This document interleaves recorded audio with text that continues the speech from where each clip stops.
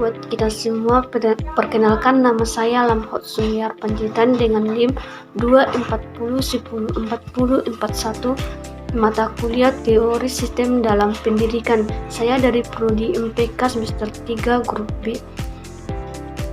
Video ini saya buat untuk memenuhi perbaikan UTS dengan dosen pengampu Pak Nasib 2 Lumban Gaul MED. Definisikan satu teori beserta manfaat teori tersebut. Teori behaviorisme yang dilapori oleh John B. Watson adalah salah satu aliran psikologi yang berfokus pada studi perilaku yang dapat diamati dan diukur secara objektif.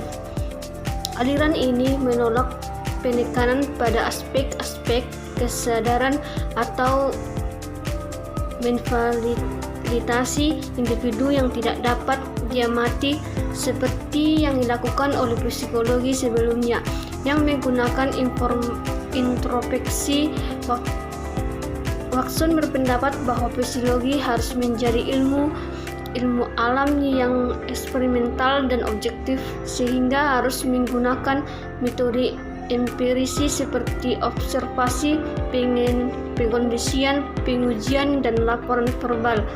Adapun manfaat, dengan memahami hubungan antara stimulus dan respon manusia, dapat memprediksi bahkan memanipulasi perilaku melalui modifikasi lingkungan.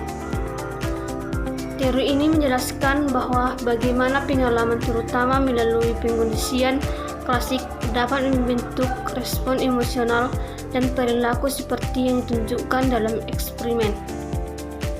Pengertian sistem. Sistem adalah kumpulan elemen yang saling berinteraksi dan bekerja sama untuk mencapai tujuan tertentu. Contohnya sistem pendidikan. Tujuannya untuk menyediakan pengetahuan, keterampilan, dan nilai-nilai kepada peserta didik agar mereka dapat berkembang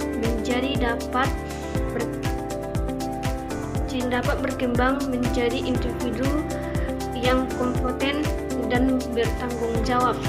Adapun soal yang ketiga, permasalahan sistem pendidikan Indonesia dan solusinya, identifikasi permasalahan.